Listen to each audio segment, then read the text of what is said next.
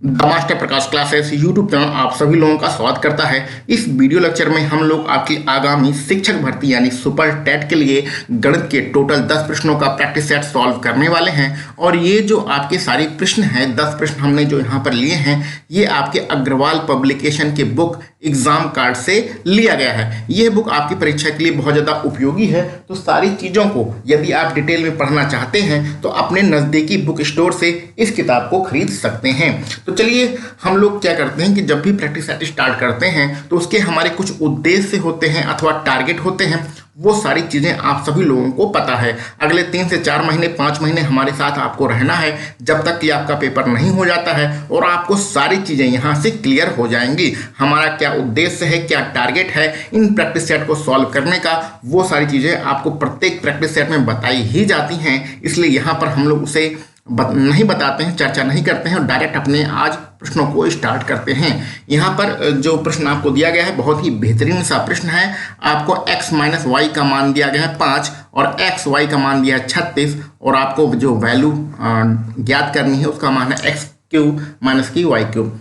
ठीक है, तो ये एक फार्मूला है, नॉर्मल सी चीज़ है। बहुत सारे बच्चे इसका आंसर निकाल चुके होंगे, लेकिन आपको पता है कि ये सारे प्रश्न हम लोग ऐसी माताएं बहनें और अपने भाइयों के लिए सॉल्व कराते हैं जो गणित में कमजोर हैं।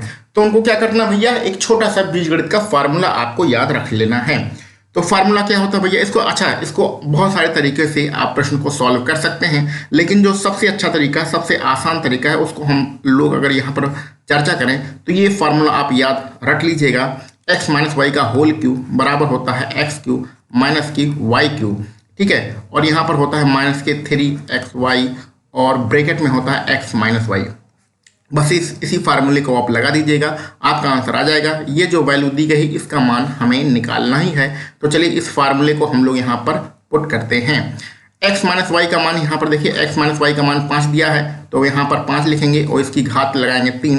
अच्छा देखिए, एक्स क्यूब माइनस के वाई क्यूब यानी कि ये जो जिसकी वैल्यू निकालनी है वो हमें यहाँ पर दिया गया है। इसको हम लोग क्या मान लें, चलो बार बार x cube minus Y cube लिखना पड़ेगा, तो इससे अच्छा हम लोग चलिए कोई बात नहीं, एक्स क्यूब माइनस के वाई क्यूब लिख देते हैं। इसको कुछ मानने वाले थे लेकिन कोई बात नहीं। यह 3xy का मान देखिए, ये प्रश्न में दिया गया है 36, तो 3 की जहाँ पे आप 36 लिख दीजिए, गुणा x माइनस वाई का मान दिया गया है प्रश्न में आपका 5। तो 5 का पहले 3 में गुणा कर लीजिए, 5 ये 15 का फिर ये 36 में गुणा करेंगे तो इसका जो वैल्यू होगा आप गुणा कर लीजिएगा तो 540 आएगा। ठीक है, 540 को उधर भेज दीजिए और यहाँ पर 5 की घात 3 कितना हो जाएगा, 25 25 पंचे 125। ये 540 इधर आ जाएगा तो हो जाएगा प्लस में, तो हो जाएगा 540 आपका इधर हो गया प्लस। इधर क्या बचा, एक्स क्यूब माइनस के वाई क्यूब, तो इसको आप ऐड कर देंगे तो आपका आंसर आ जाएगा X cube minus Y cube. इसको जोड़ने के बाद आपका आंसर 665 आ जाएगा। 540 में 125 जोड़ लीजिएगा, जो आपका आंसर होगा 665 होगा। पहला विकल्प बिल्कुल आपका सही है। ये इस प्रकार के प्रश्नों को सॉल्व करने का सबसे आसान तरीका होता है। जब भी आपको बीजगणित पर आधारित कोई प्रश्न दिए जाएं तो उसमें आप फार्मूले जरूर यूज़ करिएगा।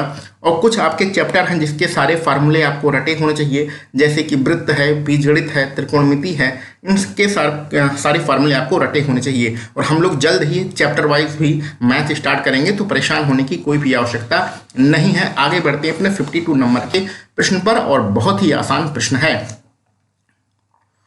प्रश्न में लिखा गया है 1/3 है, इसकी घात यहाँ 3 दिया गया है और 1/4 है, इसकी घात 4 दिया गया है। तो अगर हम लोग 1/3 की घात जो यहाँ पर 3 लिखा गया है, इस घात को खोल दें तो 1 की घात 3 करेंगे 3 ही आएगा। 3 की घात आप 3 करेंगे तो 3 त्रिक 9 त्रिक हो जाएगा 27। उसी प्रकार यहाँ पर 1/4 जो लिखा है इसकी घात कितनी प्रश्न में दिया गया है, 4 दिया गया है। इसमें सबसे बड़ी संख्या कौन सी है ये आपको निकालना है। ठीक है, तो 1 की घात 4 करेंगे तो 1 ही आएगा ऊपर, लेकिन 4 की घात जब 4 करेंगे तो 4 चौके 16, 16 चौके 64 और 64 का जब 4 में गुणा करेंगे तो 256 256 आएगा। अब देखने से ही यहाँ पर पता चल रहा है, देखने से हमें क्या मालूम पड़ रहा है कि भैया ये वाली जो संख्या है नीचे 256 है, इसके नीचे 27 है। तो जब संख्या नीचे बहुत बड़ी होती है तो ये पूरी जो संख्या होगी ये छोटी होगी और ये बहुत ही ज़्यादा छोटी होगी। यानी बड़ा कौन सा होगा, ये होगा। ये कहाँ से आया है, 1/3 की घात 3 से आया है, यानी कि ये वाली आपकी वैल्यू आपकी बिल्कुल सही रहेगी। इस प्रश्न में 2 विकल्प नहीं दिए गए हैं। चलो कोई बात नहीं, इस प्रकार के प्रश्न आपके परीक्षा में कभी कभार आ जाते हैं कि कौन सा छोटा है कौन सा बड़ा है। तो जो भी हमारे पास प्रश्न आएगा उसको हम लोग सॉल्व करेंगे। और यहाँ पर ये मत समझिएगा कि इसी प्रकार के प्रश्न आपको पेपर में मिलेंगे।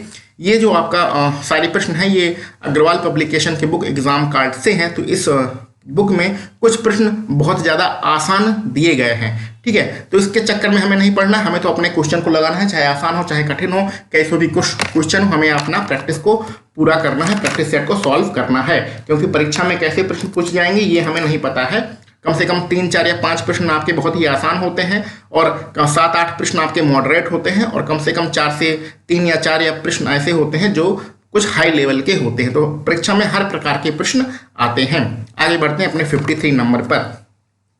देखिए बार बार आपको समझाते हैं कि भैया आपके पास कक्षा 5 की, कक्षा 6 की, कक्षा 7 और कक्षा 8 की बुक होना चाहिए अगर आप 20 में से 15 नंबर लाना चाहते हैं। अगर 20 में से 20 नंबर लाना चाहते हैं सुपर टेट में तो कक्षा 9 और कक्षा 10 भी पढ़ना पड़ेगा। यूपी बोर्ड वाली किताब जो सरकारी स्कूल में चलती है। ये प्रश्न कक्षा 6 का प्रश्न है, आप इसका गुणनखंड कर लीजिएगा, गुणनखंड करके इसको आंसर निकाल लीजिएगा। अगर गुणनखंड नहीं करना चाहते हैं तो इस प्रश्न को विकल्प के माध्यम से भी सॉल्व कर सकते हैं, जिसको हम लोग बाई ऑप्शन कहते हैं। कैसे? मान लीजिए अगर हम पहला विकल्प लेके चलें कि x माइनस वाई इसको बराबर, इसको 0 लिख दो तो x बराबर 19 हो जाएगा।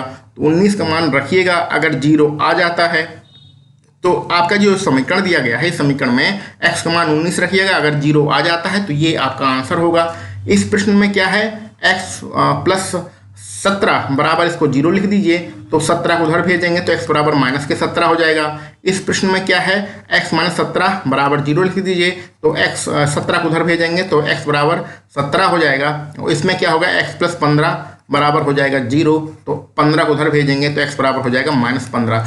अब ये आपके x के 4 मान आ गए, जिस मान को रखने पर x, ये पूरा जो ऊपर वाला समीकरण दिया गया है ये भैया 0 हो जाए तो आपका वो जो है गुणनखंड होगा। तो यहाँ पर अगर आप x की वैल्यू रखेंगे तो ये c वाला यानी x बराबर 17 से रखने से ये पूरा समीकरण की वैल्यू क्या हो जाएगी, 0 हो जाएगी। यानी कुल मिला के आपका कितना आंसर रहेगा, आपका c वाला विकल्प बिल्कुल सही रहेगा।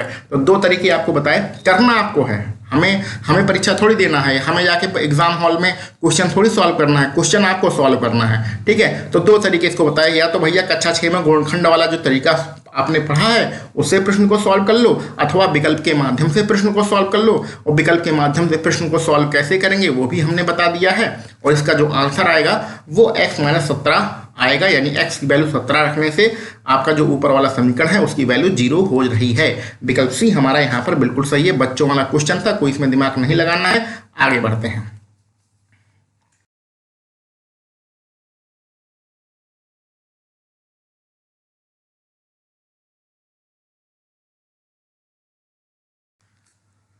अगला प्रश्न भी कोई बहुत ज़्यादा कठिन प्रश्न नहीं है। एक छोटा सा आपको फार्मूला रट लेना है, a स्क्वायर माइनस के b स्क्वायर बराबर होता है a प्लस b। एक बार a और b को जोड़ दिया जाता है और दूसरी बार में a में से b घटा दिया जाता है। बस यही एक फार्मूला आपको यहाँ पर लगना है। ये यहाँ पर देखिए 75.8 लिखा है, इसको a मान लीजिए, और 35.8 लिखा है, इसे आप b मान लीजिए।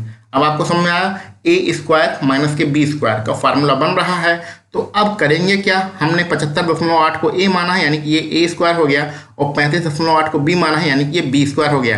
तो a square minus b square बराबर होता है a प्लस b गुणे a माइनस b, यानी कि एक बार आप जोड़ दीजिए किसको, 75.8 और प्लस के 35.8, इसको एक बार जोड़ दीजिए। ये फार्मूले में हम वैल्यू पुट कर रहे हैं, इस वाले फार्मूले में, ठीक है। एक बार क्या करिए, 75.8 में से और 35.8 घटा दीजिए। एक बार a और b जुड़ता है और एक बार a में से b घटता है। नीचे जो है उसको लिख लीजिए, नीचे भैया हमारा कितना है 40। राइटिंग थोड़ी गड़बड़ आ रही है, लेकिन यहाँ पर कोई दिक्कत की बात नहीं है। राइटिंग से हमें क्या मतलब, अपने क्वेश्चन को सॉल्व करना है। चलिए सॉल्व करते हैं। जब आप 75.8 और 35.8 को जोड़ेंगे तो 8 8 16 हो जाएगा, यानी कि आपका आएगा 111.6 आएगा, ठीक है। और गुणे 75.8 में से 8 घटाएंगे तो हो जाएगा कितना, 0 बचा, और 5 में से 5 और 7 में से 3 जाएगा 4, यानी कुल मिला के यहाँ बचेगा 40। नीचे आपका है 40 और ये 40 से 40 कैंसिल हो जाएगा, बचेगा आपका 116.6 कहाँ पर है, कौन से विकल्प में, विकल्प सी है, तो विकल्प सी आपका बिल्कुल सही रहेगा। कुछ नहीं करना था, छोटा सा फार्मूला था, आप इसको समझ लीजिए। जो माताएं बहनें नहीं जानती हैं, जो भाई बंधु इस फार्मूले को नहीं जानते हैं, तो कॉपी पेन लेके आप बैठे रहिए और जो भी आपको नई चीजें मिले उसको आप नोट करते रहिए। चलिए आगे बढ़ते हैं। एक 8 भुजाओं वाले नियमित बहुभुज के प्रत्येक अंतःकोण का मान ज्ञात करना है। अच्छा, हमने आपको बताया है कि आपको कुछ प्रश्न मौखिक करना है, ये प्रत्येक प्रैक्टिस सेट में बताते हैं। अब ये प्रश्न आपको मौखिक ही करना है, ठीक, कुछ नहीं करना है, थोड़ा सा गुणा भाग करना पड़ेगा, उतना आप अपने मन में ही कर लीजिएगा। लेकिन अभी हम इसको मौखिक नहीं कर पाएंगे, इसलिए हम समझा रहे हैं। लेकिन जब अगर पेपर में ये प्रश्न आ जाए तो आपको मौखिक ही करना है। कैसे करना है आप समझिए प्रश्नों को। जब भी हम यहाँ पर अंतःकोण निकालते हैं ना भैया, तो अंतःकोण का कोई डायरेक्ट फार्मूला नहीं होता है। और बहुभुज में, एक बहुभुज में कितनी भुजाएं हैं, 8 भुजाएं हैं। यानी यहाँ पर हमें प्रश्न में n की वैल्यू 8 हमें पता चल गई है। बहुभुज है, उसमें कितनी भुजाएं हैं, 8 भुजाएं हैं, और उसके अंतःकोण को ज्ञात करना है। तो अंतःकोण निकालने का कोई डायरेक्ट फार्मूला नहीं होता है। फार्मूला किसका होता है, बाह्य कोण का। तो बाह्य कोण का जो फार्मूला होता है उसको हम लोग लिखते हैं, ठीक है। तो बाह्य कोण का जो फार्मूला होता है उसको आप ध्यान में रखिएगा, 360 और बटे n होता है, ठीक है। ये आप नोट कर लीजिएगा, ये बाह्य कोण का फार्मूला होता है। तो 360 तो ऊपर रहेगा, और इस प्रश्न में n की वैल्यू कितना है भैया, 8 भुजाएं हैं, यानी n की वैल्यू 8 है। तो 8 का भाग कर देंगे तो कितना हो जाएगा भैया, 8 का भाग करेंगे तो 8 चौक हो जाएगा 32, 40 बचेगा, और 8 पंजे 40, यानी कि 45 अंश बाह्य कोण का मान आएगा। अंतःकोण आपको निकालना है। तो ये पहला फार्मूला आपने पढ़ा। दूसरा फार्मूला होता है अंतःकोण, एक फार्मूला और पढ़ लीजिए, अंतःकोण और प्लस के बाह्य कोण। अंतःकोण और बाह्य कोण का जो टोटल होता है, योगफल होता है, वो 180 होता है। ये फार्मूला भी आप पढ़ लीजिए। तो 2 फार्मूले पढ़े, एक बाह्य कोण निकालने का फार्मूला और दूसरा अंतःकोण और बाह्य कोण को जोड़ दें तो आपका कितना होता है, 180 होता है। तो इस प्रकार बाह्य कोण आपने कितना निकाल लिया है, अंतःकोण को x मान लेते हैं, बाह्य कोण निकाल लिया आपने 45 और बराबर हो जाता है 180। तो x जो कि अंतःकोण आपने माना है उसको 45 को उधर ले आके 180 में से घटा देंगे तो आपका निकल आएगा 135। तो कितना आंसर आया, 135 कहाँ पर है, आपके विकल्प बी में है। विकल्प बी आपका बिल्कुल सही रहेगा। अब इतनी कैलकुलेशन करने के बाद इसका आंसर आया है, लेकिन हमने क्या बताया कि ये प्रश्न आपको मौखिक ही करना है। कैसे करना है मौखिक, अब आप समझ गए हैं आपको क्या क्या स्टेप करना है। अब ये सारे स्टेप अपने मन में आपको करना है। कैसे करना भैया, ध्यान से देखिए। आप सबसे पहले आप आंखें बंद करके मन में सोचिए कि इसका फार्मूला क्या होता है, 360 में जितनी भुजाएं होती हैं उसका भाग करेंगे। तो 360 में 8 का भाग करना है, तो 8 का भाग तो कर ही लेंगे 45। अब 45 को जब भी आपका बाह्य कोण निकले और अंतःकोण निकालना हो तो क्या करिए, जो भी आपका कोण है उसको 180 में से घटा लीजिए। तो 180 में से 45 को आप हटा दीजिए, 135 आएगा। और इतनी कैलकुलेशन आप अपने मन में ही कर लीजिएगा। हमने जो यहाँ पर अंतःकोण प्लस बाह्य कोण बराबर 180 लिखा है, ऐसा लिखने की भी आपको जरूरत नहीं है। आप अपने मन में ही कर लीजिए कि जो कोण आएगा 45 डिग्री उसको 180 में से घटाने पर हमारा अंतःकोण आ जाता है। तो 180 में से 45 आप अपने मन में ही करिएगा। यानी कहने का मतलब इस चीज़ को टारगेट मान के चलिए कि अगर ये प्रश्न कभी भी आपके पेपर में आए या कहीं भी आए तो आपको मौखिक ही करना है, लिखना नहीं है। क्लियर? अगर लिखना भी पड़े तो 1-2 लाइन ही लिखना है, इतना लंबा चौड़ा लिखने की जरूरत नहीं है। आगे बढ़ते हैं। ये स्थानीय मान के प्रश्न बहुत बार आते हैं, इसको आप कर लीजिएगा, ठीक है। हर प्रैक्टिस सेट में मिलता ही रहता है। स्थानीय मान कैसे निकाला सबको पता है, इसलिए हम इसको छोड़ देते हैं। अच्छा, इसका आंसर बता देते हैं। 56 नंबर का आंसर क्या होगा भैया, तो 899400 कहाँ पर है, 899400, सॉरी विकल्प डी इसका सही रहेगा। इसको सॉल्व कर लीजिएगा, बच्चों वाला प्रश्न है, बार बार इतने आसान प्रश्न करने की कोई भी आवश्यकता नहीं है। एक चतुर्भुज के 2 कोण समान हैं, 2 कोण बराबर हैं, तीसरा कोण और तीसरा कोण 105 है, चौथा कोण कितना है भैया, 75 है। तो समान कोणों की मान ज्ञात करना। कितना आसान प्रश्न है, कक्षा 7 की किताब से ये प्रश्न लिया गया है। तो चलिए, चतुर्भुज में कितने कोण होते हैं, 4 कोण होते हैं। पहले कोण को x मान लेते हैं, दूसरे को भी x मान लेते हैं, क्योंकि 2 कोण क्या है, बराबर हैं, समान हैं। तो 2 कोण हमने समान मान लिए। तीसरा वाला कितना है, 105 है, ठीक। अगला चौथा कितना है भैया, 75 है, ठीक। तो अगर चारों कोणों को जोड़ देते हैं तो कितना होता है भैया, 360 होता है। ये x मिलके कितना हो गया, 2x, प्लस के 105 में 75 जोड़ेंगे तो भैया कितना हो जाएगा, 180 हो जाएगा, बराबर कितना है 360। ये 180 उधर जाकर 360 में से घटेगा तो कितना बचेगा, 180 ही बचेगा। 2 का दोनों तरफ भाग कर देंगे तो कितना आंसर आ जाएगा, 90 आंसर आ जाएगा। विकल्प सी आपका बिल्कुल सही रहेगा। चारों कोणों का योगफल चतुर्भुज में 360 होता है। इस चीज को ध्यान में रखिएगा। और कितना आसान प्रश्न है, कोई यहाँ पर दिक्कत वाली बात नहीं है। आगे बढ़ते हैं अपने अगले प्रश्न पर। एक समद्विबाहु त्रिभुज के आधार की माप 24 है और शीर्ष से आधार पर डाले गए लंब की माप 8 है। अच्छा देखिए, यहाँ पर जो राइटर है जिसने ये प्रश्न को बनाया है उसने आपको थोड़ा सा कंफ्यूज करने की कोशिश किया है, क्योंकि उसने यहाँ पर समद्विबाहु त्रिभुज लिख दिया। तो आप समद्विबाहु त्रिभुज में ये जो क्षेत्रफल निकालने का फार्मूला सोच रहे होंगे कि समद्विबाहु त्रिभुज का फार्मूला क्या होता है। तो भैया ऐसा कुछ नहीं है, जो आपको प्रश्न में दिया गया है उसके आधार पर आप जो है प्रश्न को सॉल्व करने की कोशिश कीजिए। चलिए इसको सॉल्व करते हैं।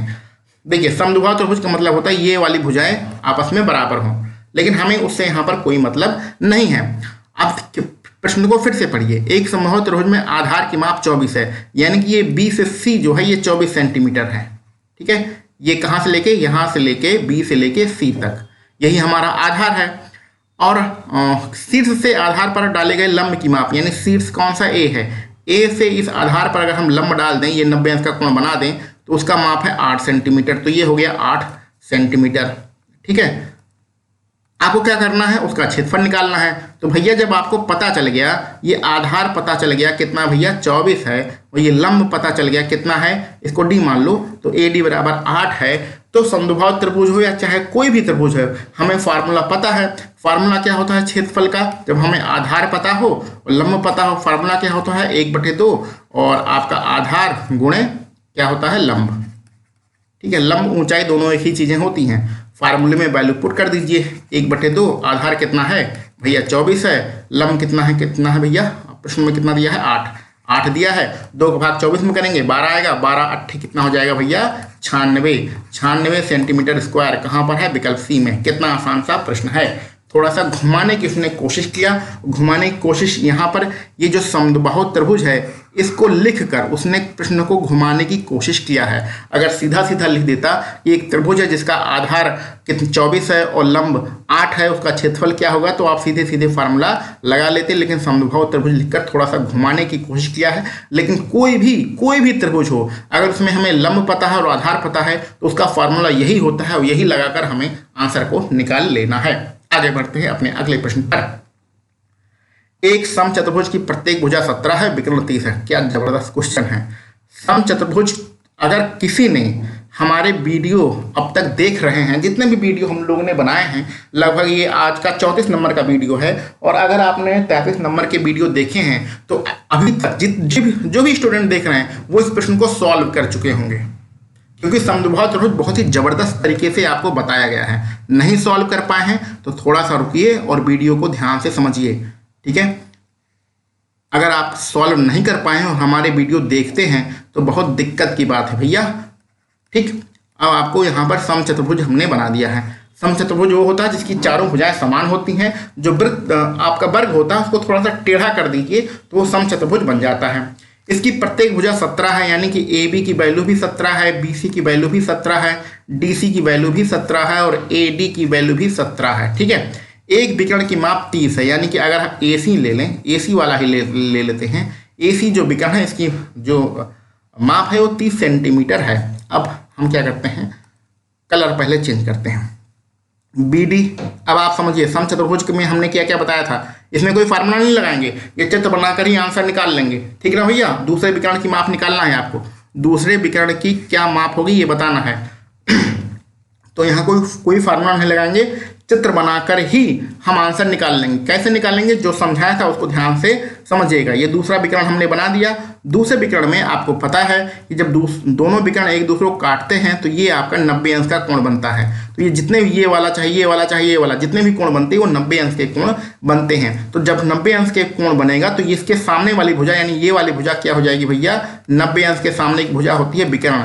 तो कि इस प्रश्न में हमारा विकर्ण 17 सेंटीमीटर दिया गया है, क्योंकि ए डी क्या हो गया भैया, विकर्ण हो गया। इस चीज को जानते हैं, नोट कर लीजिएगा कि आपके समचतुर्भुज में जो विकर्ण होते हैं वो 90 अंश के कोण पर एक दूसरे को समद्विभाजित करते हैं, इसको नोट कर लीजिएगा। अब दूसरी यहाँ काम करते हैं। AC हमने 30 माना था, ये हमारा कटान बिंदु है, इसको O मान लेते हैं, ये हमारा कटान बिंदु है। तो हमें दूसरी बात पता है, ये जो कटान बिंदु होता है विकर्ण AC को दो भागों में विभाजित कर देता है, यानी A से O 15 हो जाएगा और O से C 15 हो जाएगा। ठीक है, तो आपको A से O की वैल्यू 15 पता चल गई, AB की वैल्यू 17 पता चल गई। अब आप ध्यान से त्रिभुज AOB को जरा देखिएगा, आपका विकर्ण पता चल गया 17 है, एक भुजा पता चलेगी 15 है, तो इसका ट्रिपलेट क्या बनता है? ट्रिपलेट बनता है 8, 8, 15, 17 का ट्रिपलेट होता है। ये ट्रिपलेट भी आपको पिछली वीडियो में बहुत ही अच्छे तरीके से समझाए गए हैं। ठीक है, तो AOB आपका जो समकोण त्रिभुज है उसमें अगर विकर्ण 17 है और एक भुजा 15 है तो ये ट्रिपलेट बनाता है, और ये भुजा 8 के साथ ही ट्रिपलेट बनाता है। ये सारी चीज़ें हम लोगों ने अपने पिछले प्रीवियस जो हमारे वीडियो हैं उसमें समझाया था कि आप जो समकोण त्रिभुज के सवाल होते हैं उनको बिना फार्मूला लगाए कैसे आप ट्रिपलेट की मदद से भुजाओं को ज्ञात कर सकते हैं। ठीक है, अगर नहीं समझ में आ रहा है तो यहाँ पर क्या करिएगा, वही वाला फार्मूला लगा दीजिएगा। विकर्ण का वर्ग बराबर आधार का वर्ग और प्लस के लंब का वर्ग, जो पाइथागोरस प्रमेय होती है। तो विकर्ण हमारे यहाँ पर 17 है, इसका वर्ग कर लीजिएगा, बराबर आधार हमारा 15 है, 15 का वर्ग कर लीजिएगा, और लंब को आप x मान लीजिए, तो x का वर्ग करेंगे तो भी हमारा, इसको सॉल्व जब करेंगे तो भी हमारा 8 ही आएगा। ठीक है, तो अभी हमारा प्रश्न यहाँ पर खत्म नहीं हुआ है। अभी क्या हुआ, आपको O से B ये वाली जो भुजा आपको पता चल गई, कितना पता चलेगी? 8 सेंटीमीटर। समझ में आ रहा भैया? अब आपको एक फार्मूला तो पता ही है, ये जो कटान बिंदु होता है यानी कि आपको OB निकल के आया, OB बराबर 8 सेंटीमीटर निकल के आ गया है। अब आपको पता है जो कटान बिंदु होता है विकर्ण को आधे आधे भाग में डिवाइड कर देता है। तो अगर OB 8 है तो O से D वाली जो भुजा होगी वो भी 8 सेंटीमीटर होगी। ठीक है, ये तो क्लियर है ना। अगर OB 8 है तो O से D यानी कि ऊपर जब जाएंगे ये वाली भुजा निकालेंगे तो वो भी हमारा ये वाली भुजा भी 8 सेंटीमीटर ही होगी। तो अगर हम OD और OB और OD इन दोनों को जोड़ दें तो हमारा B से D सीधा सीधा हो जाएगा, और B से D जब सीधा सीधा हो जाएगा तो 8 8 कितना हो जाएगा भैया? 8 8 आपका हो जाएगा 16 सेंटीमीटर। ये प्रश्न आपको परीक्षा में मौखिक ही करना है। इतना जो हमने समझाने में अपनी ऊर्जा खत्म किया है वो सब कुछ आपको नहीं करना है, आपको मौखिक ही करना है। ठीक है, मौखिक बात समझ में आ गया? पहले तो ये पूरा समझाने वाला जो मेथड है ये आपको समझ में आ गया? नहीं समझ में आ गया तो कमेंट बॉक्स में एक बार लिख लीजिएगा। अब इस प्रश्न को आप सभी लोग मौखिक कैसे करेंगे उस पर भी हम लोग थोड़ी सी चर्चा कर लेते हैं। ठीक है, ये बातें क्लियर? प्रश्न का आंसर आ गया 16 सेंटीमीटर। अब देखिए प्रश्न को कैसे सॉल्व करेंगे, इतना सब लिखना नहीं है आपको। प्रत्येक भुजा 17 जब समझ में आ गई तो आपको ये पता होना चाहिए कि समकोण त्रिभुज में जो भुजा होती है वही हमारा विकर्ण का काम करती है। तो विकर्ण हमें निकल के आ गया 17। आपको जो विकर्ण हमने क्या बोल दिया, जो प्रत्येक ये गलत थोड़ा सा सेंटेंस हो गया, इसको सुधार लीजिएगा। जो प्रत्येक भुजा होती है हाँ सही तो है, अच्छा इसको विकर्ण बार बार बोल रहे हैं। यहाँ पर हम लोगों ने ये कर्ण है, ठीक है, बार बार विकर्ण कर्ण बोल दे, ये थोड़ा सा विकर्ण कर्ण में कंफ्यूजन हो गया भैया। ये कर्ण होता है, कर्ण का वर्ग बराबर आधार का वर्ग प्लस लंब का वर्ग। कभी कभी क्या होता है कि समझाने के चक्कर में मुंह से कुछ और निकल जाता है, तो ये छोटी छोटी मिस्टेक है, इसको आप समझ रहे हो, कोई दिक्कत की बात नहीं है। कर्ण का वर्ग बराबर होता है आधार का वर्ग प्लस लंब का वर्ग। ठीक है, तो जो ये भुजा होती है ये हमारे कर्ण का काम करती है, ये तो आपको पता चल गया। समकोण त्रिभुज बनेगा ये आपको पता ही है। ये जो विकर्ण दिया गया है, एक जो विकर्ण दिया गया है 30, इसका सीधा आधा कर दीजिए तो आधा किया आपको 15 निकल आया। तो आपको ट्रिपलेट याद आ जाएगा। ट्रिपलेट किसका होता है? 8 का होता है। तो 8, 15, 17 का ट्रिपलेट होता है, ये आपको याद आ जाएगा। अब 8 चूंकि ये भुजा है, ये आधी भुजा है, इसका आप डबल कर देंगे तो आंसर आ जाएगा 16 सेंटीमीटर आंसर आ जाएगा। ठीक ना भैया, कोई दिक्कत की बात नहीं है। तो हमने उम्मीद है जो समझाने की कोशिश कर रहे हैं वो समझ में आ गया होगा कि इस प्रकार का प्रश्न अगर आपको परीक्षा में मिलेगा तो आपको मौखिक ही करना है। कैसे करना है वो सारी चीज़ें आपको बता दी हैं। इसमें लिखने में, कुछ भी लिखने में अपनी एनर्जी को वेस्ट मत करिएगा। इस प्रश्न को एक बार समझ लीजिएगा, उसके बाद आपको मौखिक ही सारी चीज़ें सॉल्व करना है। बढ़ते हैं।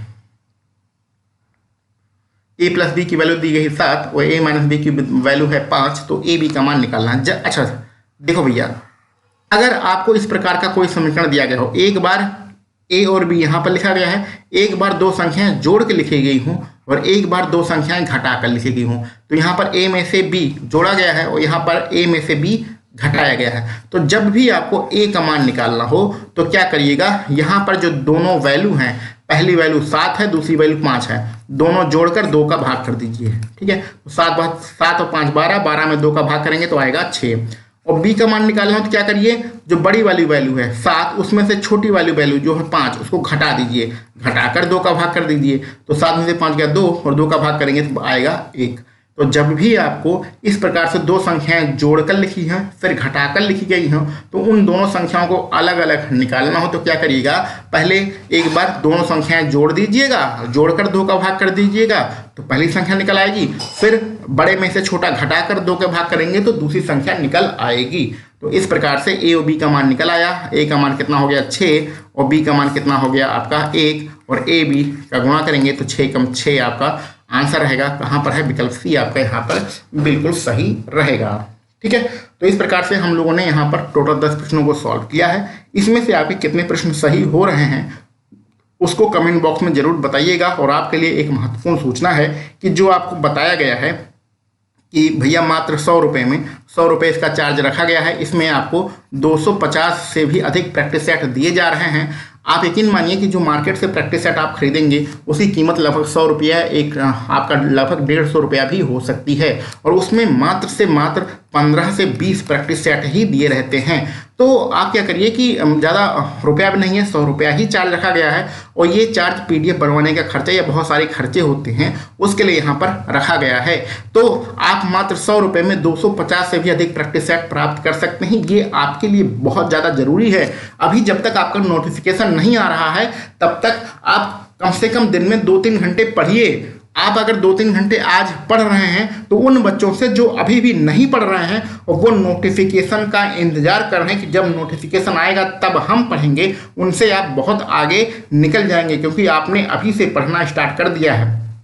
तो भैया ये जो 100 रुपये का चार्ज है, इसको आप टेलीग्राम का जो पेड ग्रुप है जिसमें सारी चीज़ें दी जा रही हैं उसको जरूर से जरूर ज्वाइन कर लीजिए, वह आपके लिए बहुत ज़्यादा उपयोगी रहेगा। ठीक ना भैया।